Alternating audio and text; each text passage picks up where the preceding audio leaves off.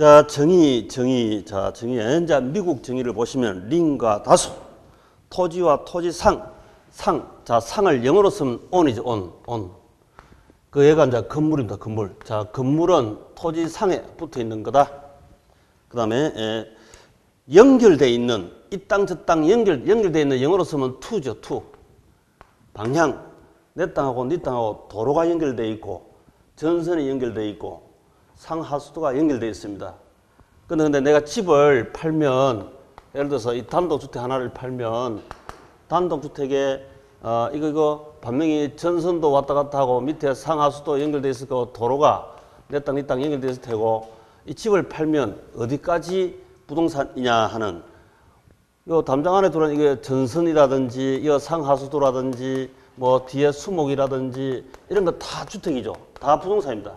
몽땅 부동산을 판매한 거다. 그걸 식별하기 위해서 이런 얘기 하는 거죠. on, 건물, 부동산이고 to, 전선, 내 땅, 네 땅, 내 부동산, 너 부동산 연결되어 있는 그 다 부동산입니다. 그래서 그 to, 여러 가지 항구적, 일시적 하면 틀리죠. 항구적인 토지 개량물, 그게 우리 민법, 우리 용어로 하면 바로 정착물이 되겠습니다. 정착물. 정착물이라는 용어 자체가 원래 물건이 일반적으로 동산이었었는데 땅하고 정착하여 항구적으로 일생을 같이 할 거야 하는 그게 바로 정착물, 부동산화됩니다. 예를 들어서 우리 철근 콘크리트만 하더라도 마찬가지죠. 이 건물에 철근 콘크리트가 땅 너무 만나서 항구적인 토지 개량물, 즉 정착할 거다. 원래 철근 콘크리트는 동사였잖아요. 건재상에 있을 때는 이동하는 동사였습니다. 이 땅하고 정착하여 부동산화된 거죠. 이 철근 콘크리트가 이 건물 벽체가 그렇습니다. 자, 그래서 그 문제가 부동산 학은 토지 및 그 정착물에 관하여 이건 민법이지, 민법. 가장 좁은 의미의 부동산입니다. 그것과 관련된 지급적, 물적, 금융적 재측면 연구하는 학문이다. 뒷말은 미국 거고 앞말은 우리 민법이고 이렇습니다. 짜맞추게 해놨죠. 머리와 꽁지 붙여놓은 겁니다. 맞다. 그 다음에 연구대상, 활동, 현상 이미 말씀드렸고 마찬가지로 그 밑에 기출문제 26회 부동산 학의 연구대상은 부동산 활동 및 부동산 현상을 포함한다. 맞죠? 활동과 현상. 오, 맞습니다. 그 뒤에 괄호는 속에 제가 괄호는 속에 그냥 아무것도 없으면 일반적으로 맞는 거고 괄호 속에 점 하나 있으면 X 틀린 겁니다. 주로. 근데 반드시 그렇게 해놓지는 않았습니다. 왜냐하면 이게 수업을 안 듣고 혼자서 하다 보면 오발탄이 많이 생기는데 혼자 하는 경우를 예방하기 위해서 수업을 듣고 하시라고 제가 일부러 오답을 넣어놓은 게 있습니다. 그러니까 그대로 믿지 마시기 바랍니다. 수업은 들으시면서 정리하는 게 좋다. 왜냐하면 수업 하시다 보면 일도 생기고 오늘 웬만하면 또 수업 갈까 말까 할 때는 가야 되는데 수업에 와야 되는데 수업 안 오고 생략하는 경우가 허다합니다. 그렇게 해서 한계를 극복 못하면 내년에 또 왔다 갔다 하고 그 다음에 또 오락가락하고 이런 사이 벌어진다고. 그래서 바로 그냥 학생처럼 내 몸뚱이는 학생이다. 중고등학생이다 생각하고 무조건 출근, 등원 학원에 오셔야 돼.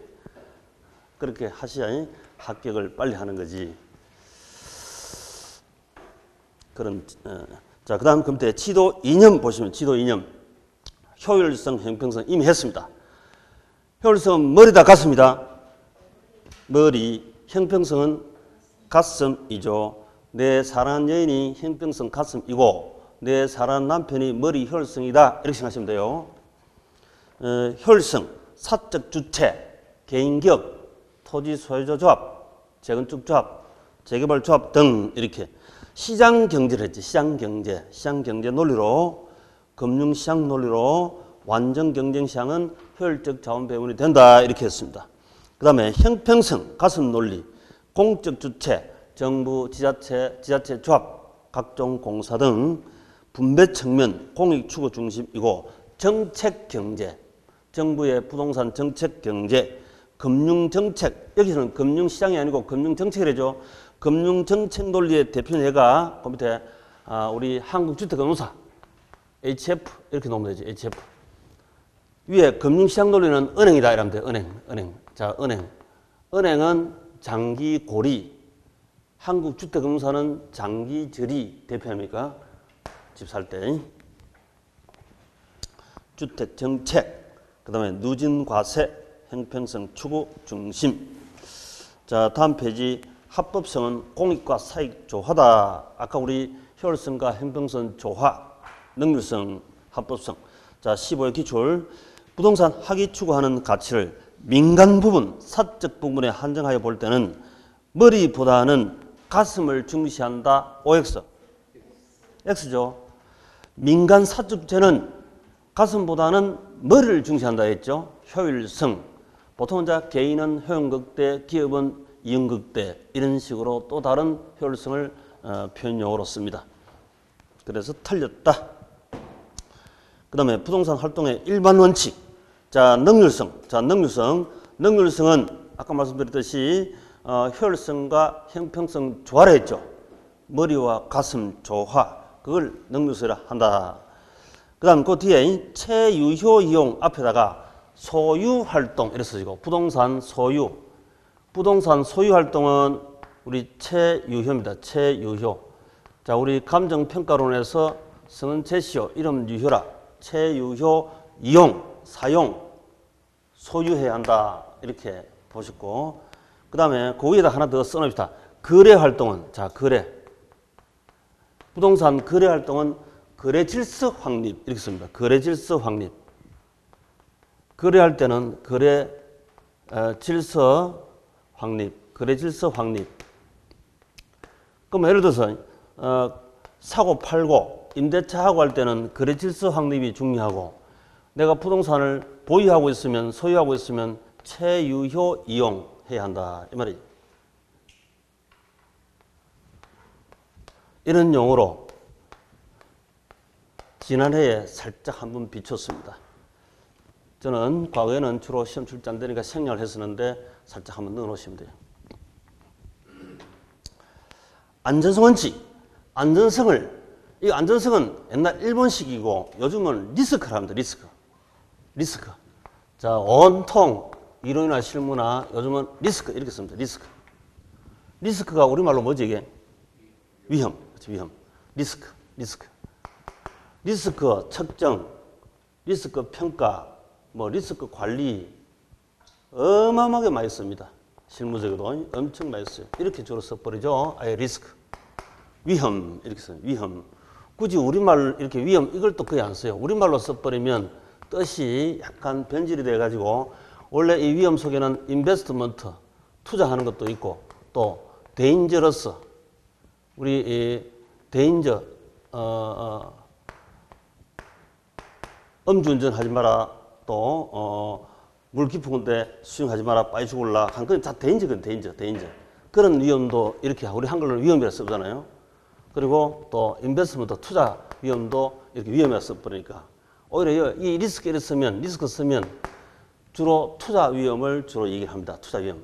그래서 리스크 칸은 아예 영어를 우리말 발음으로 이렇게 많이 쓰죠. 곳곳에 그런 영어 학교는 쓰고 있습니다. 그죠?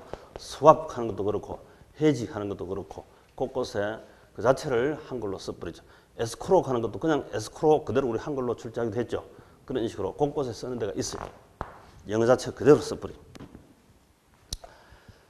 리스크인데 위험은 복합 개념의 리스크입니다. 복합 개념의 리스크. 우리 복합 개념이라는 것은 법적 위험, 경제적 위험, 기술적 위험 이렇게 법경기 복합 개념 위험이 있잖아요. 그렇죠? 이걸 한마디로 복합 개념의 리스크다 이렇게 부르지. 법률적 위험, 경제적 위험, 기술적 위험. 그 다음에 경제성은 주로 사적주체 중심이고 경제적 효율성, 머리 중심이고 공정성은 공평성, 가슴 중심, 공적 주체 중심이다. 결국 조화롭게 능률성, 그 다음에 안전성 이 두 마디로 얘기할 수도 있습니다. 자, 능률성과 안전성 원칙 이렇게 써도 됩니다. 자, 기출문제 부동산 학위 일반 원칙으로서 안전성 원칙은 소유 활동에 있어서 채유효 이용을 지도 원리를 삼고 있다. 안전성 원칙이 아니죠. 뒤에 소유 활동이 채유효라고 하는 말은 맞아요.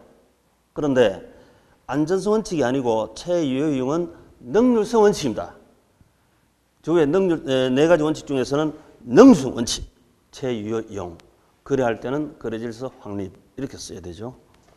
그 다음에 다섯 번째 학문적 성격. 자, 학문적 성격은 우리 학교론의 학문적 성격은 경험과학이다. 이렇게 경험과학이다. 선험적인 것이 아니라 아직 경험하지 않은 세계도 현실을 살다 보면 부닥칩니다만은 가령 뭐 우리 지금 123층짜리 건물은 경험을 했습니다. 그런데 1230층짜리 전다 이건 아직 경험을 못했죠. 이걸 가지고 논하면 때론 황당할 수 있습니다. 그래서 이런 것이 아니라 경험한 이런 건축공학이라든지 경험과학, 그 다음에 규범과학이다. 자, 규범과학이란 말은 투자 열심히 합시다 이 말이죠. 투자. 투기는 비규범이다. 예를 들어서 투기가 아닌 투자 열심히 합시다. 규범과학. 그 다음에 이제 종합과학. 종합이란 말은 앞서 말씀드린 여러 가지 재측면, 법경기, 복합개념 이미 여러 번 말씀드렸고 종합측면이다. 단편이 아닌 어느 단편이라든지 중점적으로 하면 안 되고 종합적으로 해야 합니다. 종합. 그 다음에 응용과학이다. 그렇죠. 이미 사회과학 자체가 응용성이 대단합니다. 공부도 응용을 잘하면 빨리 잘할 수 있죠. 공부는 완전히 응용 잘하셔야 됩니다. 그래서 사회과학은 책이 원래 단순한 건데 심플한 건데 책이 엄청 복잡하게 쓸 수밖에 없어요. 학교로는 특히 그렇습니다. 학교로는 왜냐하면 민법처럼 개인적 권리 찾는 것도 아니고 공법처럼 공적 권리만 찾는 것도 아니고 법, 경기, 돈도 따지고 기술정의도 따지고 법도 따지고 모든 복합 개념을 다 따지는 게 학교로니까 학교로는 명쾌히 딱딱 떨어지는 게 없어야 정답이라. 명쾌히 딱딱 떨어지면 그거는 학교론이 아니죠. 학교론은 복합 개념이니까 가슴 활짝 열고 모든 것을 다 고려해야 진정한 가치를 판단할 수 있다. 이렇게 되는 거죠. 근데 그렇게 해버리면 황당하게 뭔가 단순하게 남질 않습니다. 근거가 별로 안 남아요. 그래서 제가 가능한 단순하게 학습은 공부를 해야 된다. 그래서 제가 그림 3개로 이렇게 단순하게 압축시키라 이 말입니다. 이거 아닌 모습도 부분적으로 있지만 상관없습니다. 이렇게 심플하게 단순화시키면 학습이 아주 편해지고 머릿속에 아무것도 없어도 고득점이 될 수 있다. 응용을 아주 많이 합니다. 사회과학은 응용을 아주 많이 합니다. 특히 학교로는 엄청 응용을 하지.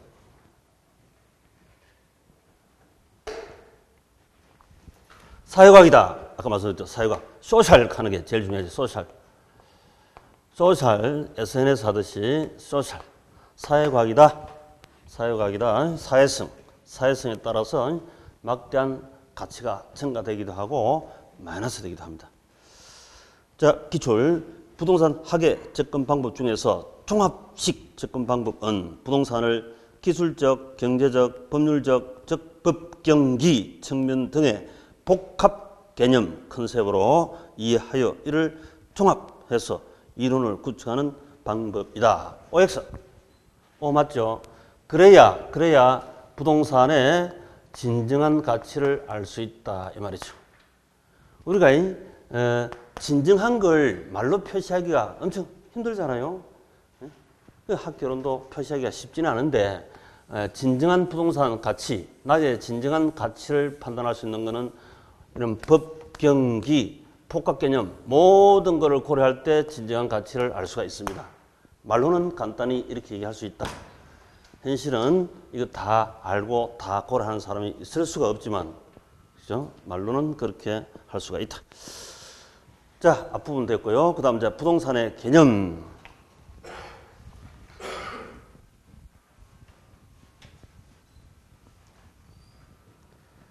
부동산 개념. 부동산이 어디까지가 부동산이냐 하는 걸 아시면 부동산 활동 범위를 취득하고 보유하고 양도하는 부동산 범위를 알 수가 있습니다. 그래서 그 복합 개념은 크게 이제 세 가지. 자, 기술적이다 하는 건 먼저 법, 경기 세 개인데 법률적, 경제적, 기술적 이렇게 복합 개념으로 해야 된다. 자, 그러면 법적 개념이 뭐냐? 법적으로 먼저 한번 보면 우리 시험 잘 나오는 거니까요. 자, 잠깐 넘겨서 법률적 개념. 법률적 개념에서는 부동산이 협의가 우리 좁은 의미 이렇게도 출제합니다. 협의의 부동산 이렇게도 출제하고 협의는 민법이다 공법이다 다 아시지만 민법상 부동산이요. 자, 민법상 부동산은 토지하고 또 뭐 있습니까? 토지 그 정착물이다 이렇게 되죠. 정착물이다 이렇게 토지 및 그 정착물. 자, 그럼 토지는 어디까지? 자, 요게 내 땅인데 정당한 이익 있는 범위에서 상, 정당한 이익 범위에서 하 미친다 이렇게 하고 있죠. 그래서 이걸 추상적으로 규정하고 있지 구체적으로 몇 메타 하면 틀리고 또 때론 다툼이 생길 수 있기 때문에 이거 법원의 판단에 의존하기도 하고 이렇지. 자, 그렇게 우리 시험 출제를 합니다. 요걸 지표권, 요걸 보고 사적 공중권, 요걸 사적 지중권, 정당한 이익 있는 범위에 미친다. 그게 바로 민법상 토지다. 이렇게 고입해 나와 있습니다. 그 다음에 정착물은 어디까지 정착물이냐? 정착물이 독립 정착물도 있고 독립 정착물 또 종속 정착물도 있습니다. 자, 독립 정착물은 건물만 별도로 건물 등기부, 건축물 등기부 따로 있죠. 토지 등기부 별도로 있습니다. 법상 별개의 부동산이라. 그래서 독립 정착물 건물이다. 대표로 건물. 근데 건물뿐만이 아니고 임목에 가는 법률에 따라서 임목도 독립 정착물이 되죠. 또 명인 방법을 또한 명책 따라서 이 나무가 서울특별시 것이다. 이렇게 해서 명인 방법으로 하기도 하고 임목도 있고 임목도 독립 정착물이고 명인 방법 명찰 따라서 표시를 하는 명인 방법에 의한 수목 집단 이것도 독립 정착물이다 이랬습니다. 근데 이 둘은 차이가 있죠.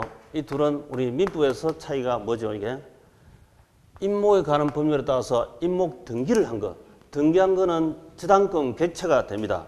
근데 명인 방법에 의한 수목 집단은 등기가 안 된 거니까 이게 지당권 객체가 안 되죠. 근저당 설정이 안 된다 이거지. 그게 우리 민법에서 출제하는 문제 차이. 원칙은 이렇게 되고 원칙은 수목 집단을 임목 안 되면 하는 수 없이 예외로 이제 명인 방법에 따라 수목 집단 이렇게 됩니다. 여기도 안 들어간 것은 종속 정착물이죠. 여기도 안 들어간 우리 집에 대문 앞에 대추나무 뒷뜰에 감나무 이런 것은 그냥 수목 집단이다 해서 종속 정착물로서 바로 토지의 일부로 봅니다. 그냥 토지 이렇게 토지. 종속 정착물은 바로 토지의 일부, 독립 정착물은 독립된 정착물 이렇게 나누고 또 이 정착물은 정착물이냐 아니냐 이렇게 구분하기도 합니다. 자, 정착물이냐 아니냐. 정착물이면 부동산이죠. 정착물이 아니면 동산입니다.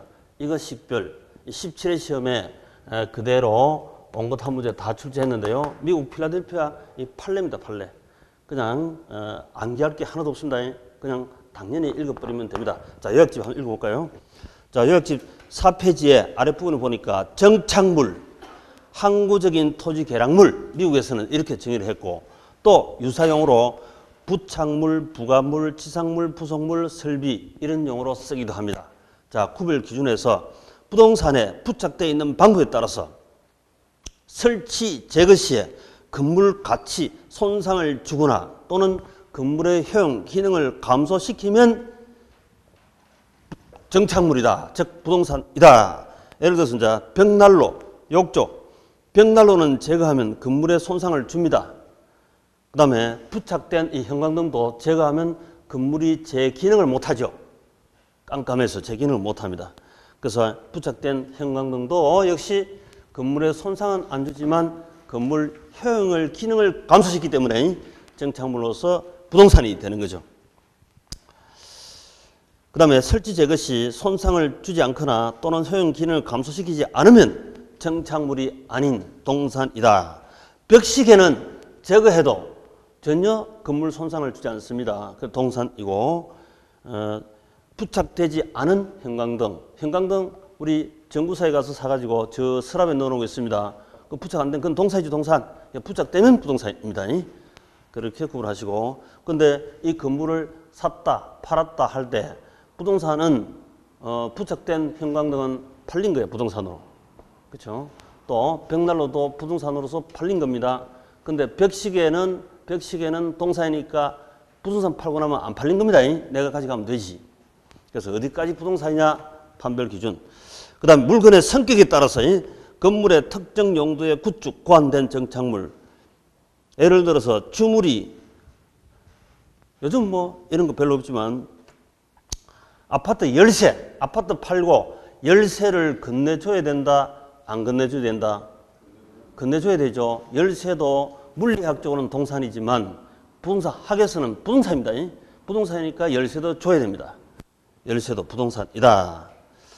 그러면 특정 고안된 창틀, 창문, 블라인드 이런 것도 부동산 팔면 같이 팔릴 수 있죠.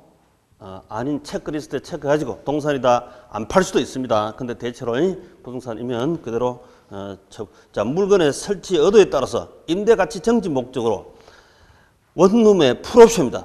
세탁기, 에어컨, 냉장고 풀옵션으로 다 있대요. 그러면 임차인이 임차기간 끝나고 가져갈 수 있다 없다? 못 가져가죠. 정착물 냅둬요. 부동산입니다. 그 다음에 거래 당사자의 관계에 따라서 임대인이 설치하면 정착물이고 임차인이 설치하면 이삿짐, 보따리사가 동산으로서 가져갈 수가 있습니다. 당연하죠. 그걸 이제 예를 들어서 거래 정착물, 농업 정착물, 가사 정착물 전부 다 마찬가지입니다. 자, 불분명할 때는 체크리스트에 체크를 하다가 체크 못한 게 하나 있습니다. 자, 이거 불분명하죠. 가령 예를 들어서 정원에 있는 수석 한 2천만 원짜리 가치 있는 걸 이걸 체크를 못했어. 그러면 이게 매수자 것입니까? 매도자 것입니까? 그렇죠. 정착 못하면 이게 체크리스트에 불완전하면 부동산에 있던 거니까 부동산으로 봅니다. 정착물로 본다니까, 정착물. 그래서 매수인이 가져가시면 돼요. 그치? 체크리스트에 체크 못하면, 이거 불분명하면 매수인, 수요자 겁니다.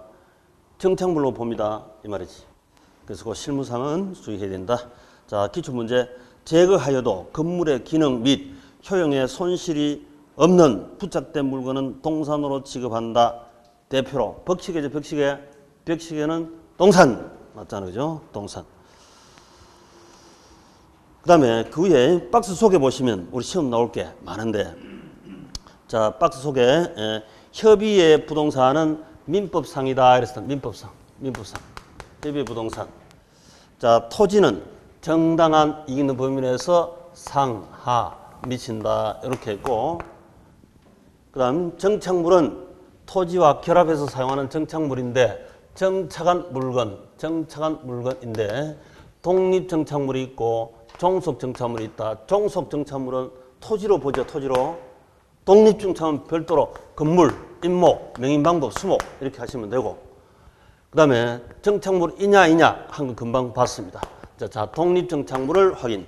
자, 독립정착물 건물 원칙적으로 등기된 임목, 예외, 명인방법, 수목집단 이렇게 하시면 되고, 정당한 권한이 없이 또는 있더라도 타인의 토지에 경작, 재배되는 성숙 농작물은 독립부동산으로 봅니다. 가령 땅 주인한테 허락 안 받고 할머니가 돼지 감자를 심었어요.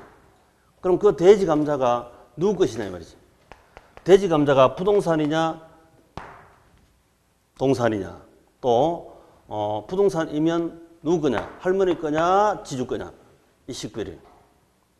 민법에서도 공부했죠. 우리 학교는 이렇게 하면 튀어나와버려 시험이. 이거 할머니 거죠, 돼지 감자. 권한이 있더라도 가령 지료를 1년에 10만 원 주고 하면 정당한 권한이 있습니다. 지료 안 주고 지주한테 허락도 안 받고 돼지 감자를 심었어. 그렇더라도 권한이 없더라도 할머니 거예요. 정착물로 부동산으로 보죠. 성숙된 농작물은 동산입니다. 그죠? 성숙된 것은 바로 파가면 되니까 동산이다. 토지와 별개 독립부동산으로 간주, 독립정착물로 봅니다. 자, 그 다음에 공작물, 수목 등 돌담, 뭐 상하수도, 육교, 댐, 제방, 옹벽, 마지막 국어. 자, 국어 꼭 별표하시고 국어. 자, 국어가 뭐죠? 국어. 산 밑에 도랑 있죠, 도랑. 그렇죠? 이 도랑 이 토지 종속 정착물이죠. 이 땅인데 산 밑에 가면 도랑 있죠. 비 많이 오면 물 잘 흘러. 도랑, 국어. 종속 정착물이다. 주하고 동속 정착물이다. 우리 지목 28개 중에 하나입니까? 국어 이렇게. 토지 일부 종속 정착물. 그다음 동산 경작된 수확물 벼, 감자, 고구마.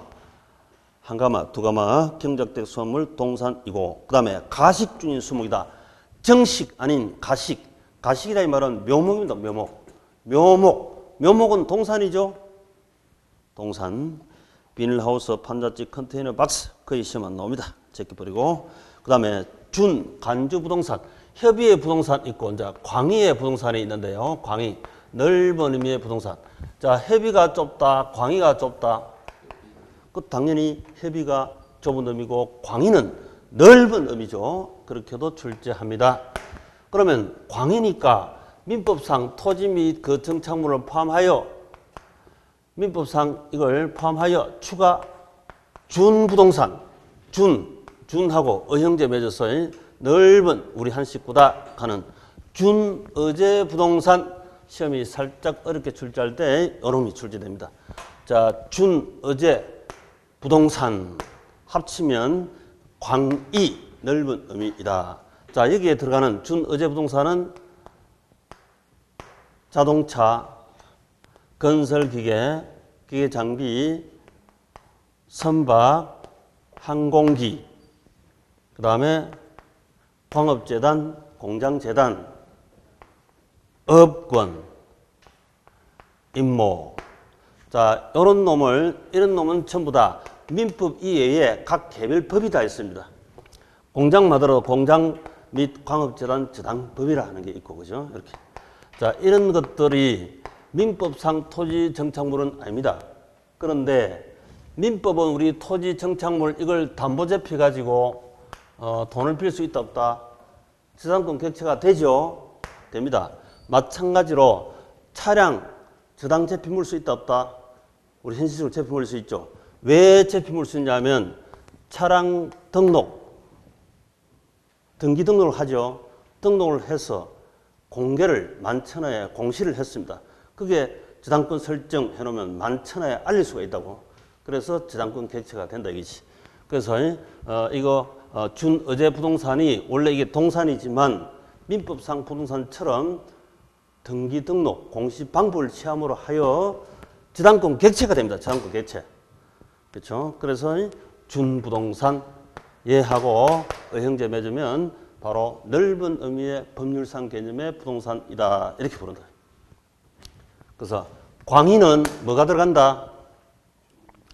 준어제 부동산 요 놈까지 합치면 광의 넓은 의미의 부동산이고 법률적 개념의 부동산이다. 이렇게 부르지.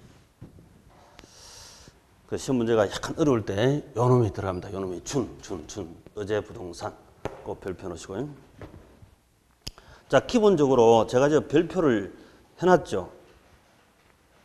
별이 5개는 거의 매년 출제되는 범위입니다. 4개는 출제 가능성이 높고 3개, 2개, 1개는 별 4개, 5개 스타를 만들기 위해서 존재하는 거고. 그렇죠? 그래서 집중 시간이 없는 분은 점수 60점 내외만 맞겠다 하시는 분은 별 5개, 4개만 집중적으로 하셔도 됩니다. 근데 내가 점수 불안전하잖아요. 민법이 70점 나오면 다행인데 학교는 50, 60점 나와도 되지만 민법이 50점 나올 수 있잖아요. 그러면 학교는 7, 8점 나와야 되겠죠. 그렇죠? 그런 차원에서 정상적으로 그냥 하시되 막바지는 그렇게 시간 없으시면 별 5개, 4개만 집중적으로 보시도 가뿐하게 계산형까지 하시면 60점 이상 나옵니다.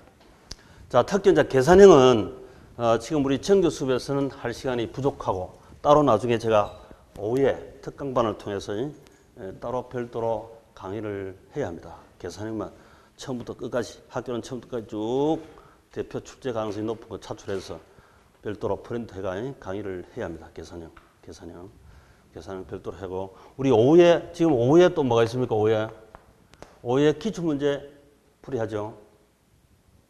5월달부터 오후에 우리 최근 기출문제 10회분 있잖아요. 그죠? 그 전국 처음으로 그런 유형으로 책을 만들어 놨습니다. 최근 기출문제 10회분 이게 제일 중요합니다. 공인중개사 빨리 합격하는 지름길이 방향이 최근 기출문제 10회분 풀이 이겁니다. 이게 방향이 제일 좋아요. 과거에 학원과 모의고사는 엉터리가 워낙 많습니다. 방향이 안 맞습니다. 오히려 생고생 시키는 게 워낙 많았어요. 그러니까 하지 말고 이 기출문제 최근 10회분 이걸 풀면 가볍게 점수가 올라가요. 그래서 이걸 우리 지금 오후에 이제 기출문제 10회분 계속 강의가 들어갈 겁니다. 5월달부터. 오늘은 제가 준비를 안 했어요. 오늘은 첫날이고 제 수업날이 아닌 걸 대체하다 보니까 그냥 왔는데 다음 주부터는 요 기출문제를 한 1회, 2회 이렇게 해서 하루 하고 그 다음에 3회, 4회 해설 5회, 6회 기출문제 해설 7회, 8회 이렇게 해설 그 다음에 9회, 10회 이렇게 한 번, 두 번, 세 번, 네 번, 5번 해설하고 그러면 전체 해설되잖아요. 지금 우리 기출문제 해설집 기출문제 10회분 책 사신 분 계시죠? 그걸 이때 보시면 돼요. 본인이 테스트 해보고 확인하시고 그 다음에 이제 요 다음 주 2달이니까 총 약 한 8주라 치고 5주를 해설 이렇게 하고 나머지 주에는 제가 계산형을 한 2주에 걸쳐가지고 따로 프린트 가져가니 오후에 할 겁니다. 나중에 이제 우리 식사하시고 오후 한 2시 반부터 한 5시 반까지나 이렇게 해서 한 3시간씩 해서 한 이틀 정도, 2번 정도, 3번 정도 이렇게 하시면 돼요. 계산형 별도로. 그때 이제 집중적으로 계산하고 그 다음에 이제 요 기출문제 하고 그리고 요 요약집 하고 이렇게 있으면 돼요. 그러니까 뭐 고득 좀 할 때. 너무 점수 많이 나와서 탈이야. 안 그럴까지만 실제 그런 경우가 많이 나와버렸어요. 자, 그 다음에 5페이지. 자, 경제적 개념 부동산. 경제적 개념 부동산.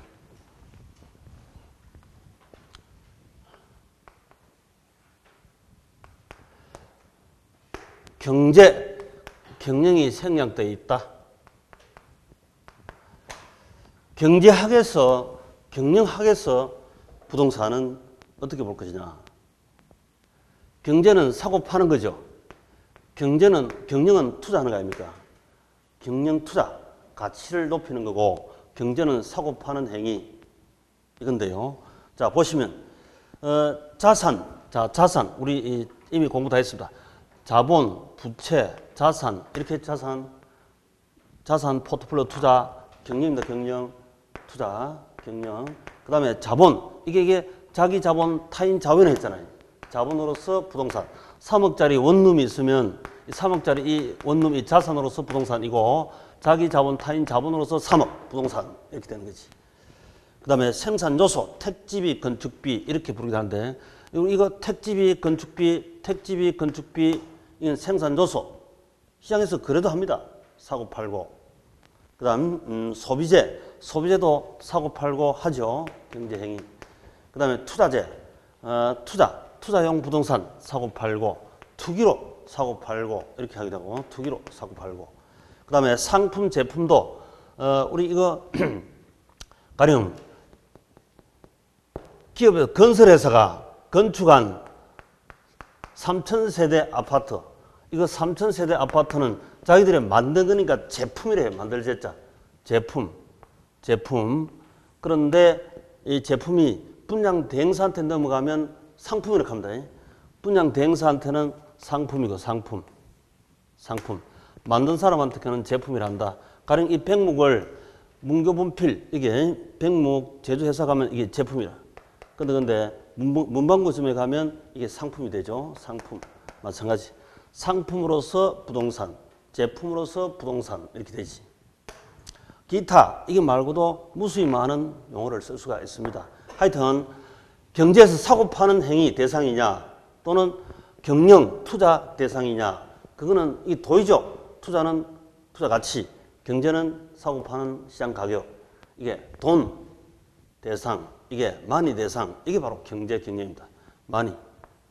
프라이스도 있고 아까 말씀드린 밸류 가치도 있고 그리고 코스트 원가가 있는 이런 것은 다 경제 경영상의 부동산이다 이렇게 부른다. 혹시 뭐 용어를 외우거나 앞말 따가 외우거나 이런 개념이 아닙니다. 부동산은 생산재인 동시에 소비재이다. 자, 그 생산재는 우리 파생 수요다 이렇게 부르고 소비재는 보는 수요다 이렇게 부른다. 아파트를 완공했습니다. 여기에 수분양 받아서 산데 거주합니다. 그러니까 이 아파트를 건축할 때는 분명히 이 토지가 생산 택지비 생산 요소고 건축비도 생산 투입 요소 아닙니까? 근데 완공 후에 사는 사람한테는 이게 소비재죠. 가게는 즉 가정은 소비 주체를 했으니까. 그래서 가정에 있는 주택, 건물, 토지는 소비재로서 부동산입니다. 기업이 가지고 있는 부동산은 생산재로서 부동산입니다. 가령 우리가 대우건설 본사 건물이 이게 2천억짜리가 있습니다 하면 이거는 생산하려고 이 본사 건물이 존재하는 거죠. 기업용이니까 기업은 생산으로서 부동산이라 생산 요소, 투입되는 요소 전부 다 생산, 투입, 돈 벌려고 하는 기업. 그래서 기업은 생산 주체니까 생산으로서 부동산이고 가게는 소비 주체, 소비용 부동산 이렇게 부르지.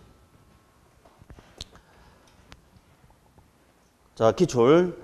경제적 개념 부동산은 해당하는 것은 상품, 자본, 자산, 환경, 소비재이다. 자, 여기서 돈 냄새 안 나는 게 있죠. 뭐다?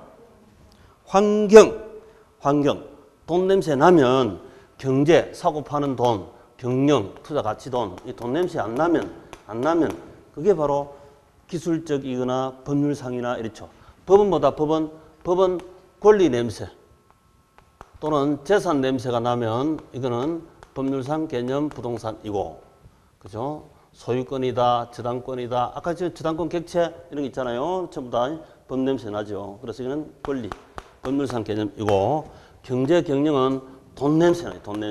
돈 냄새 나면 경제 경영이다. 권리 냄새도 안 나고 돈 냄새도 안 나면 그건 뭘 한다? 바로 기술적 개념의 부동산이 되지. 기술적 개념의 부동산. 그래서 환경. 자, 그 밑에 있습니다. 환경. 자, 기술적 개념의 부동산. 기술적 개념. 이걸 다시 이제 정확히 나눠보면 그건 제가 물리 같은 걸 넣어놨는데 그거 떼내가지고 자, 물리하고 이 기술적 개념은 다시 두 가지로 나눠집니다. 물리와 공학, 건축공학 이렇게 나눌 수 있는데 기술적이라는 말과 물리란 말이 정확히 일치하는 용어는 아닙니다. 기술적 속에 물리, 공학 이렇게 두 개로 나눌 수 있다니까. 물리를 다른 말로 쓰면 뭐다 이게? 자, 물리 다른 말 쓰면 자연을 공부, 연구하기 좋아하면 물리대학 간다 이랬습니다. 물리대. 자연, 물리 같은 말이에요. 자연, 물리 같은 말이고, 이건 건축공학, 토목, 건축학 이런 게 있잖아요. 이거는 사람이 토목, 건축하는 거죠. 그래서 이거는 인문적 특성이다. 이거는 인문적 특성이고, 이거는 자연 특성 그대로 있는 거죠. 이건 자연 네이처 그대로 있는 거고, 이거는 인문 건축공학입니다. 그래서 그걸 두 개 합친 것, 그걸 보고 기술적이라 한다. 자, 그러면 다시 자연이 먼저 났습니까? 사람이 먼저 났습니까? 당연히 자연이 먼저 났죠. 그래서 이제 이 지구에 한반도 부속도서가 있습니다. 이거는 선천적인 자연의 선물은 과거에 우리 한번 기간 적이 있는데 뭡니까? 그렇죠. 공자위환. 요거 꼭 하나 기억하시고요. 문제를 빨리 풀기 위해서. 공간, 우리 자연의 한반도 부속도서는 공간이 존재하죠. 공간. 우리 공간을 보고 3차원, 입체, 공간 다 같은 말이에요. 이렇게 많이 써왔습니다. 3차원 입체 공간이 존재합니다. 점은 위치지만 점을 연결하면 선이고 1차고 1차. 선을 연결하면 또 다른 방향 2차고. 그 다음에 면적을 연결하면 위로 올라가고 내려가고 이렇게 하는 상하 3차원 공간이지. 3차원 공간. 3차원 입체 공간 이렇게 있다.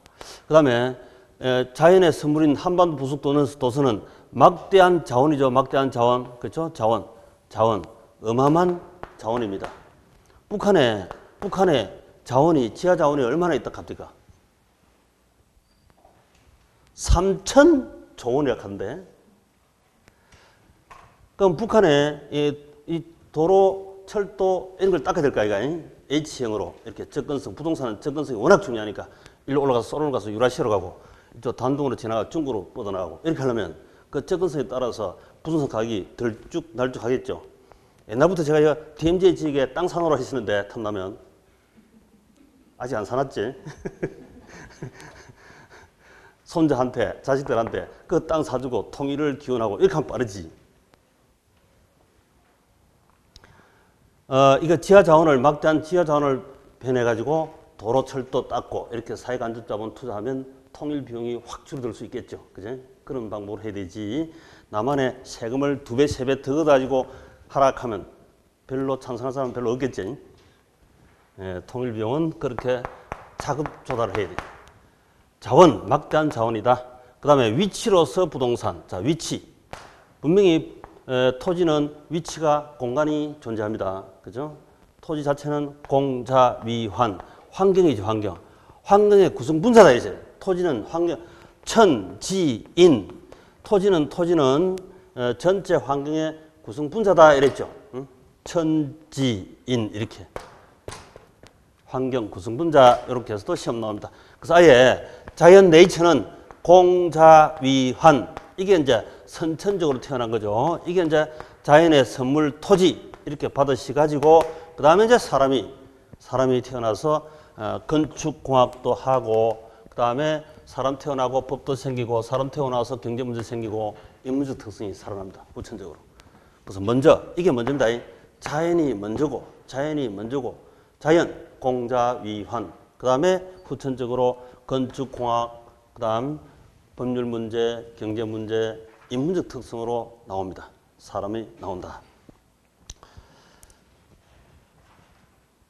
자, 기출문제. 기술적 개념의 부동산은 생산 요소, 자산, 공간, 자연 등을 의미한다.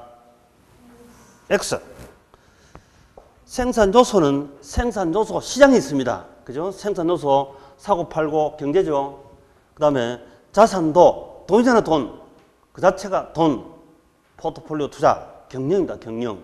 그래서 경제, 경영에 들어가는 것이고, 그 다음에 공간은 자연의 공자위환. 이건 자연이죠, 자연. 공자위환. 하나 꼭 좀 기억합시다. 공자위환. 자연. 그래서 요건 기술적이다라고 하면 되겠죠.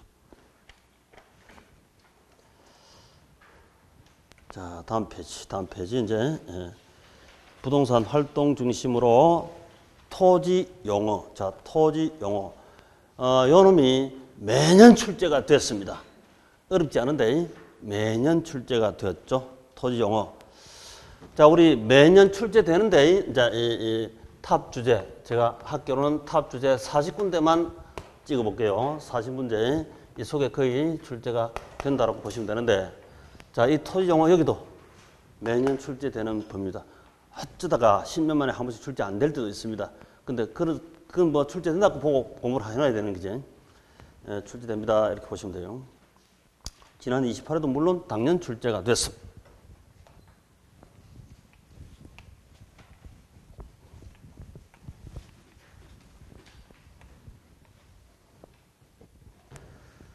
후보지 이행지. 자, 후보지 이행지. 임지지역, 농지지역, 택지지역 어느 땅이 제일 비쌉니까 이게? 택지지역이 가장 비싸다. 우린 전부 다 보면 법도 또 전부 다 보면 땅을 보면 건축물을 보면 얼마짜리 될까 비싼지 싼지 그 식별을 먼저 하는 게 중요합니다. 실무상도 그렇고 학교는 자체가 돈이니까 돈 냄새를 풍겨야죠. 자, 이 땅이 제일 비싸대. 택지 지역. 자, 택지 지역은 어떻게 사용하는가 보니까 주거용, 상업용, 공업용 땅으로 쓰는 거죠. 주상공 이렇게. 농지 지역은 어떻게 쓰는 땅이다? 전, 답, 과수원, 과차. 과수원이 토지죠, 토지기지. 과수원 토지. 전, 밭전자, 논답자, 과수원. 농지라 한다. 임지 지역은 뭐 용재는 시탈림 같은 거 있는데 시험 안 나오니까 일단 제껴버리고 임, 농, 택 이렇게. 앞으로 6년 후에 내 농지가 택지로 바뀐답니다. 6개월 후에 농지가 택지로 바뀐답니다. 그럼 6개월 후에 6년 후에 어느 것이 성숙지다? 6개월 후에 택지될 게 성숙지고 6년 남은 것은 미성숙지라 하죠. 성숙지가 비쌉니까? 미성숙지가 비쌉니까? 택지 후보지일 때는 성숙지가 더 비싸겠죠. 전환 후로 평가하면 되고 미성숙지는 전환 전 그대로 평가. 물론 전환 안 되는 농지보다는 훨씬 높게 평가하겠지만 그렇게 하면 되죠. 자, 이걸 보고 이제 후보지를 한다 해서 후보지. 자, 후보지는 금방 봤지만 6년 남았습니다. 6개월 남았습니다. 아직 전환 중에 있습니다. 전환된 하면 틀려버려요. 전환된 토지다. 이렇게 해서 틀리는 거 찍으세요. 이렇게 출제도 종종 합니다. 전환 전이 후보지. 전환되면 당선된 거니까 후보가 아니지. 전환 중입니다. 이렇게 전환 중입니다. 전환된 것은 아니다. 이렇게 후보지. 이걸 보고 임지 용도, 농지 용도, 택지 용도, 용도 지역 상호간 전환 중이다. 이렇게 설명하기도 하고 또 이걸 대분류 이런 걸 보고 소분류 이렇게도 부릅니다. 소분류냐 대분류냐. 대분류죠. 대분류 지역 상호간 전환 중에 있다. 그건 후보지라 후보지. 그런데 후보가 당선되고 나서 이제 세부적으로 주상공끼리 3개월 후에 3년 후에 자, 주상공 땅 중에 어느 땅이 제일 비싸다? 상업지가 비싸죠. 상업지 지역 중에서도 어느 상업지가 제일 비싸다? 중심 상업지. 엄청 실력 늘으시네요. 공법도 알아야 중개 행위할 때 땅 가치를 제대로 파악할 수 있죠. 공적 권리 이런. 그런 제일 비싼 땅이다. 그러면 주거지가 공업지가 3개월 후에 상업지 이행지다. 또는 3년 후에 상업지 이행지다 하면 3개월은 성숙지고 3년은 미성숙지가 되겠죠. 상대적 판단이니까. 이걸 보자. 이행지를 한다. 이행지. 이행 중에 있다 이 말이죠. 이행 중에 있습니다. 이거는 이행 분명히 3개월 3년이니까 이행 중에 있다 해야지. 얘도 이행된 하면 틀려버려. 이행 중. 마찬가지 정답과 3년 3개월 남았으면 이행지라 합니다. 그런데 내가 과수원을 사가지고 용도 변경을 해가 전원주택을 짓는데요. 전원주택을 짓고 싶다. 6개월 후에 6년 후에 그러면 이거는 후보지다 이행지다. 후보지다 이행지다. 과수원을 사가지고 전원주택을 짓고 싶대요. 후보지입니까? 이행지입니까? 그렇죠. 돌다 제자리 왔네. 전답과 과수원은 농업지역이지. 농사 짓는 땅이라. 그런데 집 짓는 땅으로 바뀌었잖아요. 그러면 임농택, 대분류, 지역 상호간 전환 중이니까 이건 후보지래지, 후보지. 그건 이제 출제 가능성이 높아요. 우리 지금 전국적으로 이렇게 하는 땅들이 많잖아요. 엄청 많지. 아파트도 그렇게 하지, 아파트도 임지 산을 뭉개버리고 아파트를 짓기도 하고 이렇잖아요. 많습니다. 그럼 이 후보지는 이때 임지 사는데, 농지를 사는데 이건 싸죠. 평당, 예를 들어서 평당 3만 원에 사는데 평당 300만 원짜리로 바뀐대. 완전 대박이겠지, 대박. 땅 중에서 이게 가장 상승률이 높은 겁니다. 후보지. 그래서 돈 되게 벌고 싶으면, 엄청난 벌고 싶으면 이걸 사야 돼. 그럼 우리 지금 저 380 주변에 땅 사면 이런 후보지일 가능성이 더 많죠? 근데 정부가 주로 수용하고 과열 상태 벌어지면 투기지역, 투기 과열지구, 조정대상지역, 주택 비슷하게 이렇게 내리겠죠. 토지거래 허가구역 이렇게 결정할 겁니다만 하여튼 대박 칠 수 있다. 자, 그거 보시면 이제 요약된 것만 보시면 돼요. 다른 거 볼 필요 없고. 자, 후보지 이행지 원칙 성숙지 전환 후 평가하시면 돼요. 예외로 미성숙지는 아직 이걸 보고 우리 성숙도가 완만하다, 낮다 이렇게 표현하거든. 시험 출제할 때. 이때는 전환 전 그대로 평가하시면 되고 용도별이지 지목별 하면 틀려요. 우리 임지 용도, 농지 용도, 택지 용도, 이 용도지 용도 사용하는 용도입니다. 지목은 28개 지목 아시죠? 이제 공시법 공부를 하셨으니까 그걸 왔다 갔다 하는 게 아닙니다. 가령 예를 들어서 여기에 주택 용지하고 상가 용지는 둘 다 뭐라 합니까? 이거? 지목에서는 뭐란다? 둘 다? 그렇죠. 대략하지, 대략하지. 지목 28개 중에서는 대. 그러면 주거용지가 상업용지로 바뀌고 상업용지가 주거용지로 바뀌면 이건 대에서 대로 바뀌니까 지목이 변경 안 되죠. 그 지목 변경 안 되는데 지목별 변경된다 하면 땡, 틀린다 이 말이지. 그 다음 후보지는 임, 농, 택, 용도지역 상호간, 대분류간, 전환 과정에 있는 땅, 토지다. 반드시 지목 변경이 된다. 자, 임농택은 거기까지 시험 잘 안 나옵니다. 얘는 반드시 지목이 바뀝니다. 이행지는 지목이 안 바뀔 수 있죠. 이행지는 지목이 안 바뀔 수 있어요. 시험 거의 안 나옵니다. 잊어버려도 됩니다. 예를 들어서 택지 후보지다. 택지 후보지. 이 택지 후보지. 이게 제일 비싼 땅이다. 택지 후보지. 그 다음에 이행지는 용도지역 내에서 또는 세분화된 소분류간 이렇게 시험 나온다고. 지역 간 전환 이행 과정에 있는 토지. 예를 들어서 상업지 이행지. 여기 제일 비싼 땅이니까 상업지 이행지. 그걸 보고 이행지를 합니다. 이행지. 자, 후보지하고 이행지하고 최근에 자주 출제가 됐었습니다. 자, 그 밑에 기출.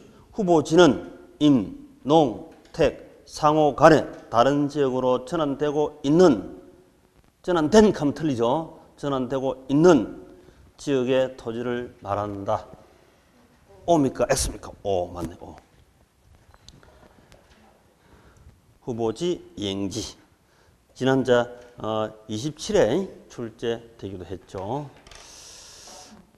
이 토지 용어는 서로 왔다 갔다 하면서 이렇게 주로 출제를 해요. 매년 무조건 출제하는 것이 아니라 토지 용어 중에서 왔다 갔다 하면서 조정하면서 출제가 됩니다.